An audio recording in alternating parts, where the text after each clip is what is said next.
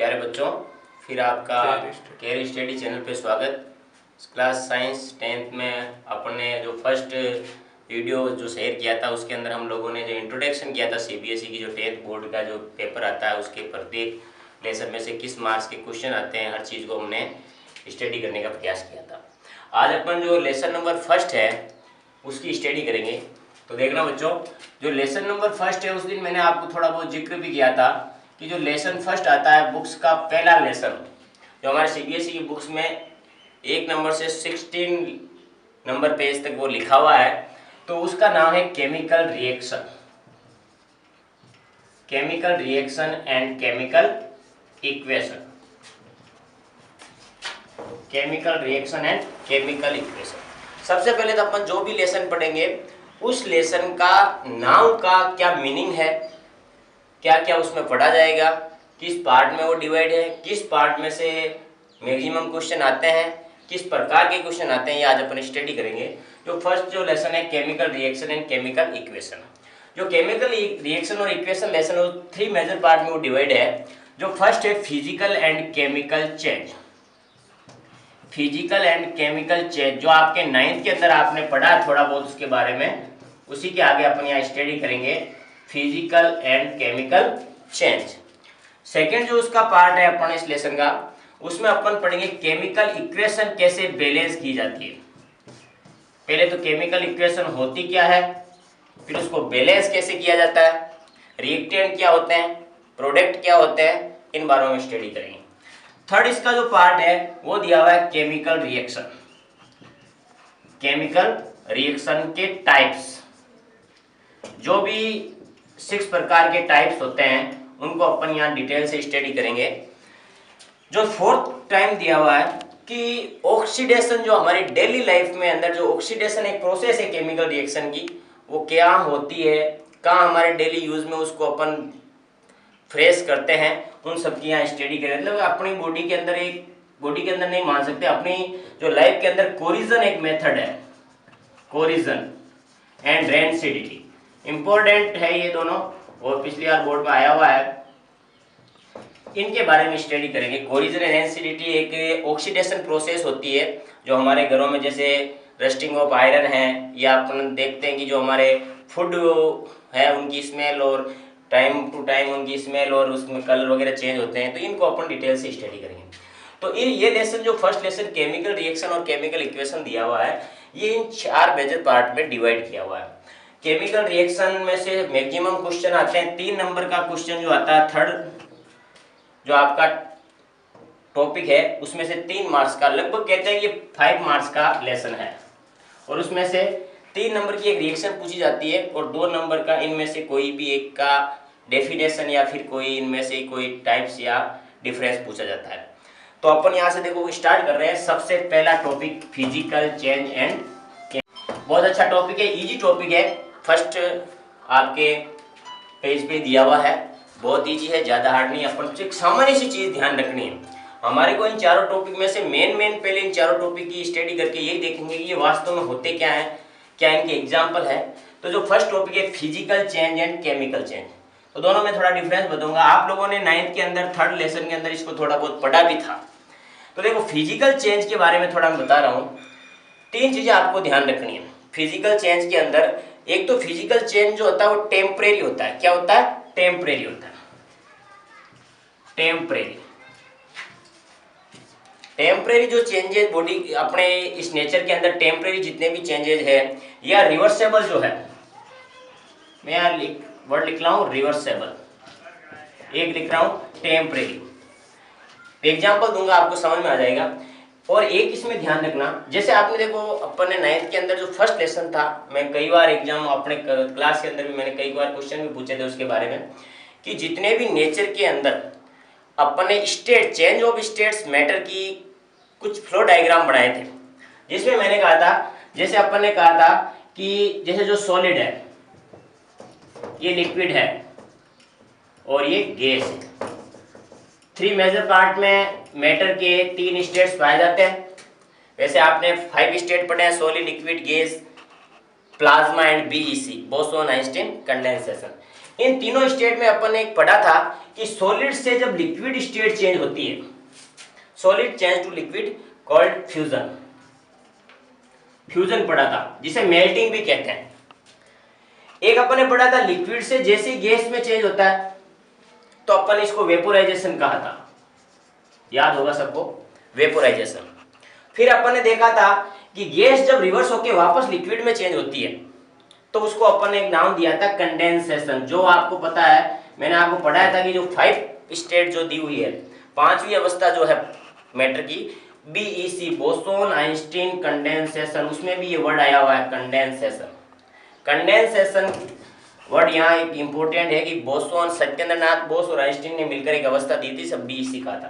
तो देखो, solid change to liquid called fusion, liquid change to gas vaporization, gas reverse होके वापस liquid बनाना कंडेंसेशन, लिक्विड वापस रिवर्स होके सॉलिड सॉलिडिफिकेशन, सॉलिडिफिकेशन। या इसका दूसरा नाम अपन ने पढ़ा है कि इसको अपन ऐसा भी बोल सकते हैं, लिक्विड जब सॉलिड बनाता है तो इसे अपन फ्रीजिंग भी बोलते हैं। मैं थोड़े जनरल चीज को थोड़ा बताना चाहूंगा। जैसे अपन ने देखा एक वाटर का अपन 3 फॉर्म का स्टडी करते हैं, तो आइस होती है सॉलिड फॉर्म में, एक वाटर होता है जो अपन जानते हैं सब, और एक वेपर होता है। 3 स्टेट के अंदर वाटर की 3 स्टेट्स है, आइस सॉलिड फॉर्म में है, वाटर लिक्विड फॉर्म में है, वेपर गैस फॉर्म में। तो आपने देखा होगा आइस जैसे पिघलता है, मेल्ट होता है, वाटर बनता है, तो इस प्रोसेस को बोलते हैं फ्यूजन। बर्फ का पिघलना या फ्यूजिंग ऑफ आइस या मेल्टिंग ऑफ आइस कॉल्ड है फ्यूजन। एंड वेपोराइजेशन, वेपर का बनना, make the vapour from water, तो करता है वेपोराइजेशन। और वाटर वेपर वापस रिवर्स होकर वाटर का बनाते हैं, जिस पर आपने देखा है, उसे बोलते हैं कंडेंसेशन। जैसे मेक द क्लाउड, जो बादल बनते हैं, जो ये समुद्रों की जितनी भी वाटर होता है वो वेपर के फॉर्म में ऊपर जाता है, वहाँ का एनवायरनमेंट में ठंडा होकर वापस वाटर बनाता है, तो इस प्रोसेस कंडेंसेशन। और वाटर को अपन जैसे फ्रीज के अंदर रखते हैं, वापस आइस बन जाता है, इसे बोलते हैं फ्रीजिंग। तो ये 4 स्टेट तो ये होगी। 5 अपन ने पढ़ा था सॉलिड डायरेक्ट गैस में विदाउट लिक्विड स्टेट चेंज होता है, solid change to gas state without liquid state called sublimation. बहुत इंपॉर्टेंट, 9 साधन अपन ने पढ़ा था, अमोनियम क्लोराइड, वो सब्लिमेशन कहलाता है, हिंदी में उदरपातन भी कहते हैं। इसी प्रकार आपने पता गैस वापस रिवर्स होकर डायरेक्ट सॉलिड बनती है, जिसे डिपोजिशन पढ़ा था। ये 6 जितनी भी स्टेट्स है वो सब फिजिकल चेंज के अंदर आती है। कहने का अर्थ हुआ फिजिकल चेंज वो चेंज है जिसके अंदर स्टेट तो चेंज होती है, स्टेट चेंज, पर न्यू प्रोडक्ट नहीं बनता, न्यू प्रोडक्ट नहीं बनता। देखो 3 चीजें याद रखनी है। एक तो फिजिकल चेंज, इन्वायरमेंट के अंदर होने वाले ऐसे चेंजेस जिसके अंदर स्टेट चेंज हो सकती है लेकिन नया प्रोडक्ट नहीं बनेगा। जैसे देखो आइस से वाटर बना, स्टेट चेंज हुई, सॉलिड से लिक्विड बना, लेकिन नया प्रोडक्ट नहीं बना। पानी का पानी है तीनों स्टेट के। तो इन सभी जो चेंजेस है जिसमें न्यू प्रोडक्ट नहीं बनता लेकिन स्टेट चेंज होती है, वो क्या कहलाता है? Physical change. और इसमें देखो ये दो फिजिकल चेंज के अंदर अपन ने पढ़ लिया है कि वे एक ऐसा चेंज या change of physical property in matter which change the states but can not be made new product. और अपन इसमें पढ़ा कि टेम्परेरी होता है, रिवर्सेबल होता है, जिसमें स्टेट चेंज हो सकती है, नया प्रोडक्ट नहीं बनता। इसके अलावा कुछ एग्जांपल जैसे डिजोइलिंग, अपन शक्कर को बोलते हैं dissolving water, dissolve sugar in water and make the cloud. ये जितने भी एग्जांपल है वो सब इसके अंदर होते हैं। अब अपन पढ़ रहे हैं नेक्स्ट केमिकल चेंज क्या होते हैं। ये लेसन जो है ये आपको पता है केमिकल रिएक्शन से रिलेटेड है, इसका मतलब केमिकल चेंज ज्यादा इंपॉर्टेंट है। केमिकल चेंज होते क्या है, हल्का सा आपको इतना सा याद रखना है कि आपने जैसे फिजिकल चेंज पढ़ा था वैसे केमिकल चेंज में थोड़ा सा डिफरेंस है। उसमें अपन ने पढ़ा था कि ये रिवर्सेबल होता है जबकि ये नॉन रिवर्सेबल होता है। ये नॉन रिवर्सेबल है, वो रिवर्सेबल है, नॉन रिवर्सेबल है। और उसी प्रकार अपन ने पढ़ा वो टेम्परेरी होता है, ये परमानेंट होता है, ये परमानेंट होता है। मैं एक एग्जांपल दूंगा आपको, उससे आप ये पूरा समझ में आया। जैसे आपने पढ़ा होगा रस्ट ऑन आयरन, आयरन के अंदर जो रस्ट आती है, जो जंग आती है, या आप कह सकते हो कि make the curd from milk, दूध से दही का बना, फर्मेंटेशन, ऐसी जो प्रोसेस है उसके अंदर जितना भी प्रोसेस चेंजेस होते हैं वो सब केमिकल चेंज होता है। इसके अंदर केमिकल प्रॉपर्टी चेंज होती है, किसी भी मैटर की केमिकल प्रॉपर्टी चेंज होती है, लेकिन स्ट्रक्चर के अंदर कोई डिफरेंस नहीं आता, वो केमिकल चेंज कहलाता है। ये हमेशा नॉन रिवर्सेबल होता है और परमानेंट होता है। कैसे? जैसे आपको पता है आयरन पर रस्ट का बनना। आयरन यदि आपने देखा है कि अपने घरों में पड़ा रहता है, बरसात के मौसम से हल्की सी यदि इसके अंदर वाटर की कुछ बूंदे या वो वेपर वगैरह इंक्लूड होकर साथ में एयर, ये तीनों जैसे ही मिलते हैं, ऑक्सीजन भी होनी जरूरी है, वाटर भी होना जरूरी है और आयरन भी होना, ये तीनों जैसे ही मिक्स होंगे, थोड़े समय बाद में अपन देखते हैं इसके ऊपर एक लेयर आ जाती है जिसे आप रस्ट बोलते हैं, और इसकी जो केमिकल प्रॉपर्टी है, केमिकल प्रॉपर्टी चेंज हो जाती है। कैसे केमिकल प्रॉपर्टी? मतलब जितना मजबूत होना, स्ट्रॉन्ग होना चाहिए, इसकी जो शाइनिंग सरफेस होनी चाहिए वो चेंज हो जाती है। तो इस प्रकार का चेंजेस कहलाता है केमिकल चेंज। जैसे अब ये केमिकल चेंज कैसे हुआ? नॉन रिवर्सेबल है, आपको पता है। वापस आप रस्ट लगे हुए को वापस वैसा स्ट्रॉन्ग, वैसा शाइनिंग सरफेस वाला आयरन नहीं बना सकते, तो ये नॉन रिवर्सेबल है। परमानेंट हो जाता है, वापस चेंज नहीं कर सकते। दोनों एक प्रकार की इसमें ये दोनों कैरेक्टरिस्टिक के अंदर पाए जाएंगे, इसे बोलेंगे अपन केमिकल चेंज। उसी प्रकार अपन दूध से दही जब बनता है, मिल्क के अंदर जब आप लैक्टोबैसिलस बैक्टीरिया डालते हो तो ये कर्ड बन जाता है। तो लेकिन आपने देखा होगा कर्ड से वापस मिल्क तो नहीं बना सकते, इसका मतलब ये नॉन रिवर्सेबल है, परमानेंट है, टेम्परेरी थोड़ी है। लंबे समय तक आपको ऐसे नहीं कि थोड़ी देर कर्ड रहेगा वापस मिल्क बन जाएगा। तो कहने ये दोनों कैरेक्टरिस्टिक के अंदर पाए जाएंगे। अब इसकी डेफिनेशन क्या होगी यदि आप देखें तो केमिकल चेंज जिस प्रकार फिजिकल चेंज फिजिकल प्रॉपर्टी को चेंज करता है, वैसे केमिकल चेंज केमिकल प्रॉपर्टी को चेंज करता है। लेकिन इसमें एक ध्यान रखना, ऐसा चेंज है जिसके अंदर न्यू प्रोडक्ट बनता है। देखो उसमें था कि अपन ने change of state but can not made the new product, but इसमें क्या है?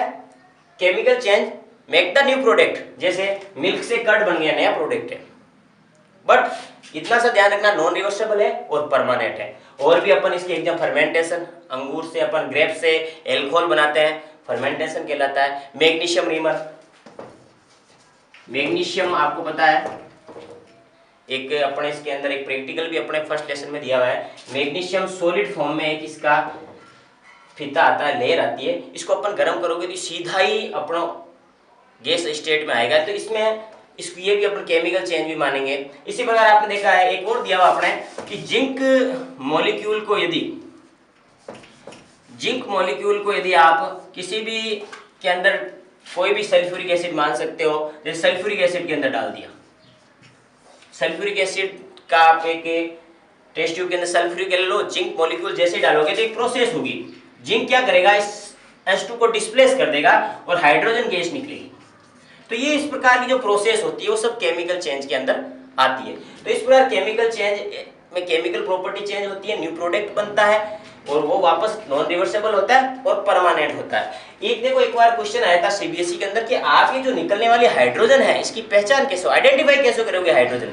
मैं थोड़ा सा यहाँ क्योंकि वैसे तो आगे आपके आएगा लेकिन यहाँ थोड़ा बता सकता हूँ कि निकलने वाली गैस को आइडेंटिफाई कैसे किया जाता है। मान लो किसी भी टेस्ट ट्यूब के अंदर गैस निकल रही है, कोई भी टेस्ट ट्यूब के अंदर गैस निकल रही है, आपको आइडेंटिफाई करना है कि ये गैस कौन सी है। यदि आपने इसके पास आप कैंडल ले जाओ, कैंडल ले सकते हो या अपन स्टिक ले जा सकते हो।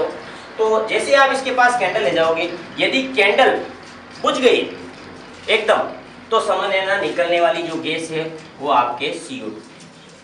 कौन सी गैस है? CO2। यदि ये जो फ्लेम है जो कैंडल की ये और तेज जलने लग गई तो समझ लेना ऑक्सीजन है। यदि एक साउंड आई चट चट या पट पट जिसे बोलते हैं, पॉप साउंड जिसे अपन साइंस की लैंग्वेज में बोलते हैं, यदि पॉप साउंड निकलती है इसका मतलब निकलने वाली गैस कौन सी है? हाइड्रोजन। तो गैसों की पहचान कर सकते हैं आप। यदि मोमबत्ती बुझ गई CO2, और तेज जलने लगी ऑक्सीजन, पॉप साउंड हाइड्रोजन, और कोई इफेक्ट नहीं होता इसका मतलब नाइट्रोजन। इन गैसों से आप इसे आइडेंटिफाई कर सकते हो निकलने वाली गैस कौन सी है। तो इस प्रकार अपन देख रहे हैं कि केमिकल चेंज और फिजिकल चेंज एक दूसरों के विपरीत चेंज है, जिसके अंदर उसमें फिजिकल प्रॉपर्टी चेंज होती है और केमिकल में केमिकल प्रॉपर्टी चेंज होती है। वापस थोड़ा बदलता हूँ, physical change which change of state या which change of nature, which change the state but can not be new product. But chemical change के अंदर केमिकल प्रॉपर्टी चेंज होती है।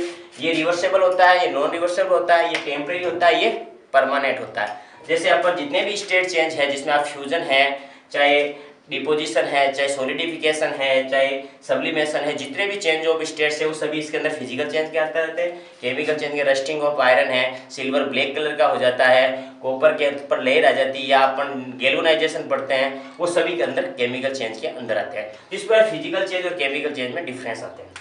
इसी केमिकल चेंज को जब आप देखते हो कि फ्रेमवर्क दे दिया, केमिकल चेंज को फ्रेमवर्क देना ही कहलाता है आपके फ्रेमवर्क देके डिस्क्राइब करना केमिकल इक्वेशन कहलाता है। कोई भी केमिकल चेंज हुआ, जैसे मैंने अभी बोला कि जिंक जो है उसको सल्फ्यूरिक एसिड H2SO4 के अंदर डालोगे और क्या प्रोसेस होगी, जिंक जो है वो H2 को डिस्प्लेस कर देगा। तो ये जो प्रोसेस है, इस प्रोसेस को आप यदि किसी इस फॉर्म में फ्रेम करके डिस्क्राइब कर रहे हो तो उसे बोलते हैं केमिकल इक्वेशन। जो आपका सेकंड टॉपिक आ रहा है केमिकल इक्वेशन। तो केमिकल इक्वेशन में केमिकल रिएक्शन को फ्रेम्ड करने का या डिस्क्राइब करने का एक तरीका है जिसके अंदर इस प्रकार लिखा जाता है। तो केमिकल इक्वेशन में थोड़ा ध्यान रखना कि जो केमिकल इक्वेशन जो होती है, इस केमिकल इक्वेशन के अंदर यहाँ आपको एक एरो मिलेगा। इस एरो के इधर भी कुछ एलिमेंट्स होंगे, इधर भी कुछ एलिमेंट्स होंगे, कंपाउंड मान सकते। हाँ देखो बच्चों, अपन अब पढ़ेंगे केमिकल इक्वेशन। जो नेक्स्ट टॉपिक है आपका केमिकल इक्वेशन। क्या होता है केमिकल इक्वेशन? केमिकल इक्वेशन के बारे में मैंने उस दिन थोड़ा बताया भी था, एक बार और देखना। केमिकल इक्वेशन एक फ्रेमवर्क है, या अपन जो भी केमिकल रिएक्शन उसको फ्रेम किया जाता है या डिस्क्राइब किया जाता है, frame to describe the chemical reaction. तो जो केमिकल रिएक्शन है इसको फ्रेम करके या किसी आपको जो सिंबल या फॉर्म में लिखना कहलाता है केमिकल इक्वेशन। जैसे मैं एक इक्वेशन लिख रहा हूं, जैसे अपन ने पढ़ा था कि जिंक जब H2SO4 सल्फ्यूरिक एसिड के अंदर डाला जाता है तो जिंक सल्फेट के साथ में हाइड्रोजन गैस इवोल्यूटेड होती है। तो इस केमिकल रिएक्शन के अंदर अपन ने देखा कि इस प्रकार का केमिकल चेंज हुआ, और इस केमिकल चेंज के अंदर क्या होता है कि यहाँ एक एरो का निशान होगा किसी भी केमिकल रिएक्शन के। एरो के इधर और उधर कंपाउंड आपको दिखाई देंगे। कंपाउंड की नंबर ऑफ कंपाउंड कितने भी हो सकते हैं, इधर भी, इधर कम ज्यादा भी हो सकते हैं। आपको वो ध्यान नहीं रखना, आपको ये ध्यान रखना है कि जो एरो है, इस एरो के इधर वाले जो भी कंपाउंड है या कोई मॉलिक्यूल्स है या कोई एटम आयंस है, ये सभी जो होते हैं वो रिएक्टेंट होते हैं। क्या होते हैं? रिएक्टेंट। और इधर वाले को बोलते हैं प्रोडक्ट।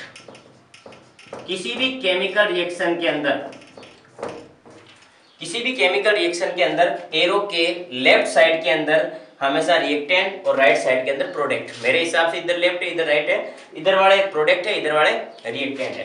तो रिएक्टेंट यानी होने और रिएक्शन करने वाले, रिएक्टेंट और बनने वाले प्रोडक्ट कहलाते हैं। और जो एरो है वो आपको डायरेक्शन बताएगी कि रिएक्शन जो केमिकल चेंज है, केमिकल चेंज किधर हो रहे हैं। इन चीजों से ये चीजें बन रही है, मतलब एरो बता रहा है ये चीज। ये रिएक्टेंट हो गए, ये प्रोडक्ट। यदि मैंने एरो को ऐसे बना दिया, इसका मतलब ये रिएक्टेंट हो गए, ये प्रोडक्ट हो गए। ध्यान आपको रखना, एरो का ये डायरेक्शन बताएगा आपको प्रोसेस की, ये रिएक्टेंट है, ये प्रोडक्ट है। तो किसी भी रिएक्टेंट के अंदर, क्योंकि अब देखो अपन केमिकल रिएक्शन पढ़ेंगे तो वो बार बार ये वर्ड आएंगे, तो थोड़ा ध्यान रखना। रिएक्शन करने वाले रिएक्टेंट, बनने वाले प्रोडक्ट कहलाते हैं।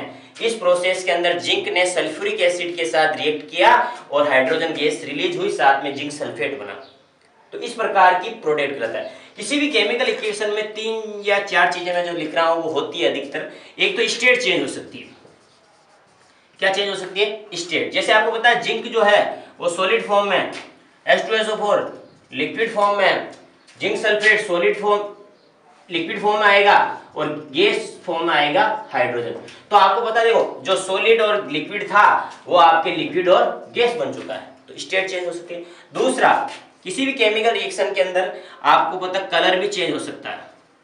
यदि आपने सल्फ्यूरिक एसिड का कलर जो था उसमें जिंक जैसे डाला, मान लो ये व्हाइट कलर का था, ये येलो कलर का हो गया। या अपन कहते हैं कॉपर सल्फेट के अंदर जैसे फेरम आयरन डालते हैं, उसका ब्लू कलर गायब हो जाता है। एक बार आरएस के अंदर भी क्वेश्चन पूछा हुआ है कि कॉपर सल्फेट का ब्लू कलर गायब होने का क्या कारण है। तो disappear of the blue colour in copper sulphate, reason है उसमें फेरस सल्फेट बन जाता है। ठीक है, तो एक कलर भी चेंज हो सकते हैं। तीसरा है गैस इवोल्यूटेड हो सकती है। किसी भी केमिकल रिएक्शन में जरूरी नहीं कि हर बार गैस रिलेटेड हुई, यहाँ गैस निकल रही है हाइड्रोजन। हाँ, केमिकल इक्वेशन के अंदर अपन ने पढ़ा है कि जैसे केमिकल किसी भी रिएक्शन के अंदर रिएक्टेंट और प्रोडक्ट बनते हैं, रिएक्टेंट रिएक्ट करके प्रोडक्ट बनाते हैं। इस प्रोसेस में या इस केमिकल रिएक्शन में 4 या 5 कुछ चेंजेस हो सकते हैं। फर्स्ट चेंज है जैसे चेंज स्टेट्स चेंज हो सकती है, मैंने आपको कि सॉलिड लिक्विड बन गया या लिक्विड और गैस बना रहे हैं। कलर चेंज हो सकता है, गैस यूनिटेड हो सकती है, प्रत्येक रिएक्शन के अंदर नहीं होता, किसी में गैस रिलीज हो सकती है, किसी में नहीं भी होगी। तो यहाँ थर्ड आपको बता रहा है गैस। जो फोर्थ बता रहा हूँ कि टेम्परेचर चेंज हो सकते हैं। आपने जब रिएक्टेंट लिए थे उस समय जो टेम्परेचर था वो प्रोडक्ट का टेम्परेचर कंपलसरी नहीं है, चेंज भी हो सकता है। फिफ्थ चीज प्रेसिपिटेट बन सकता है। क्या होता है प्रेसिपिटेट? एक रिएक्शन भी होता है, डबल डिस्प्लेसमेंट। एक बार बोर्ड के अंदर पूछा गया था प्रेसिपिटेट रिएक्शन कौन सी रिएक्शन को बताते हैं? Double displacement. क्या होता है प्रेसिपिटेट? आपने जैसे देखा होगा कि अपन शक्कर शुगर है, शुगर को वाटर के अंदर डिजोल्व करते हैं, तो आप देखते हैं लिमिटेड प्रोसेस के तक तो वो डिजोल्व होती है, लेकिन उसके बाद में वो क्या होती है, नीचे बैठने लगती है। इसे बोलते हैं प्रेसिपिटेट का बनना। किसी भी रिएक्शन के अंदर जब रिएक्टेंट रिएक्ट करते हैं तो जो प्रोडक्ट बनते हैं, प्रोडक्ट यदि ज्यादा मात्रा में हो जाए तो वो तली के अंदर नीचे पेने में बैठने लगता है, उसे बोलते हैं प्रेसिपिटेट। तो किसी भी केमिकल रिएक्शन के अंदर ये 5 चेंज हो सकते हैं। स्टेट चेंज हो सकती है, ध्यान रखना, कलर चेंज हो सकता है, टेम्परेचर चेंज हो सकते हैं, प्रेसिपिटेट हो सकता है, गैस यूलेटेड हो सकती है। तो इस प्रकार ये केमिकल इक्वेशन कहलाती है।